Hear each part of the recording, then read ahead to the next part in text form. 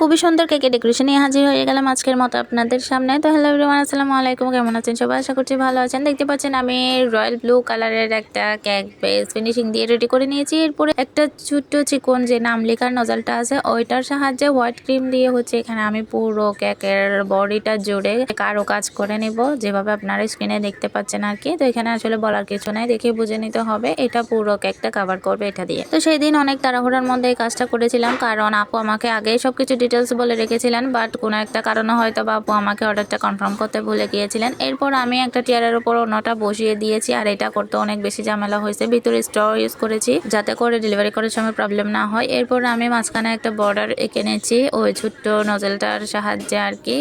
Just একটু ফোটা ফোটা টাইপের বর্ডারটা হবে আর কি, কোনো এখানে ফ্লাওয়ার নজল না। এরপর নিচে ওইভাবে বর্ডার করে নিয়েছি। এরপর এখানে রোজ নজলের সাহায্যে কিছু রোজ বানিয়ে নিব, কারণ এখানে আমাকে দুইটা দুইটা করে নিচে মাঝখানে এবং উপরে রোজ বসানোর কথা। তো ওই দিন আপু সকালবেলা আমাকে বলে যে বিকালবেলা কেকটা লাগবে। এখন কি আর করার, খুবই তাড়াহুড়ো। আপনারা জানেন যে আমি যে নিচে টিয়ারে যে কাজটা করেছি কারো কাজের মতো যেটা ছিল ওইটা অনেক বেশি সময় সাপেক্ষ ব্যাপার। দ্বিতীয়ত কেকটা রয়্যাল ব্লু হবে। আমি সচরাচর গরমের দিনে কেকগুলো আমি রাতের বেলা করে রাখার চেষ্টা করি, কিন্তু ওই দিন যেহেতু এটা আপু আমাকে সকালবেলা জানায় বিকালে লাগবে, এখন আমি নাও করতে পারি না, কারণ তারা আমার রেগুলার কাস্টমার, আমার কাছ থেকেই কেক নেবে, ওইটাই তারা আশায় ছিল। এখন আমি হঠাৎ করে না বললে তারা কোথায় বা কেক পাবে, সেই হিসাবে আমি এই কাজটা নিয়ে নিই। এবং মাঝে মাঝে তো একটু চ্যালেঞ্জও নিতে হয়, তাই না? তো যাই হোক, আমি টাইম মতো ডেলিভারি করতে পেরেছি। এখন কথা একটুখানি হয়তো বা বোর্ড থেকে সরে গিয়েছিল, এখন ওইটা নিয়ে কাস্টমারের কোনো অভিযোগ ছিল না, কারণ এখানে আমাদের কোনো ফল্ট নেই। আমরা এটা প্রপার সেট করে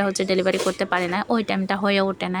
আপনারা জানেন যে একটা টিয়ারের পর অন্যটা বসাতে গেলে অনেক ভালোভাবে এটা সেট করতে হয়, এরপর বসাতে হয়, কিন্তু তারপর আমি অনেক কষ্ট করে একটার উপর অন্যটা বসিয়েছি। এরপরে ভিতরে স্ট্র ইউজ করেছি যাতে ড্যামেজ না হয়। তারপর রোজগুলো করতে তো অনেক বেশি ঝামেলা হয়েছে, কারণ আপনারা জানেন যে গরমের দিনে ক্রিম একটু স্টিপ করাটা অনেক বেশি ডিফিকাল্ট। আর কাজ করতে করতে হাতের গরমে ক্রিমটা নরম হয়ে যায়, আর এই নরম ক্রিম দিয়ে রোজ করাটা অনেক বেশি টাফ। তারপরে আমি যতটুকু পেরেছি আলহামদুলিল্লাহ, যদিও অনেকগুলা রোজ নষ্ট হয়েছিল, মানে দেখা গেল যে আমি রোজ নেলের উপরে খুব সুন্দরভাবে রোজটা করেছি, কিন্তু এটা তুলে নিয়ে বসানোর সময় গিয়ে একদম লেগে যাচ্ছিল চামচের সাথে বা কেচির সাহায্যে, যেটাই লাগাচ্ছি না কেন আমি এটা লেগে যাচ্ছিল, ওইটা আর বসানোর মতো শেপটা থাকে না, তো যার কারণে আবার বানাতে হয়। এভাবে করে আমি যেগুলা ঠিকঠাক মতো বসাতে পেরেছি ওইগুলো বসিয়ে কেকের ডেকোরেশনটা কমপ্লিট করেছি। আর পরবর্তীতে আর্টিফিশিয়াল কি অ্যাড করেছি এটা তো আপনারা দেখতেই পাচ্ছেন, যেগুলো দিলে আমার সুন্দর হবে মনে হয়েছে, জাস্ট ওইগুলো অ্যাড করে দিয়েছে, তো কিছু রেফারেন্স হচ্ছিল না। তো এটা রিভিউটা অনেক বেশি ভালো পেয়েছি, যেটা পেয়ে মনে হয়েছিল না এটার অর্ডারটা নিয়ে আমি ভুল কিছু করি নাই। তো আপনাদের কাছে ভিডিওটা বা কেকের ডেকোরেশনটা কেমন লাগলো অবশ্যই ছোট্ট একটা কমেন্ট করে জানাবেন, একটা লাইক দিতে ভুলবেন না। আজ এই পর্যন্ত, আল্লাহ হাফেজ।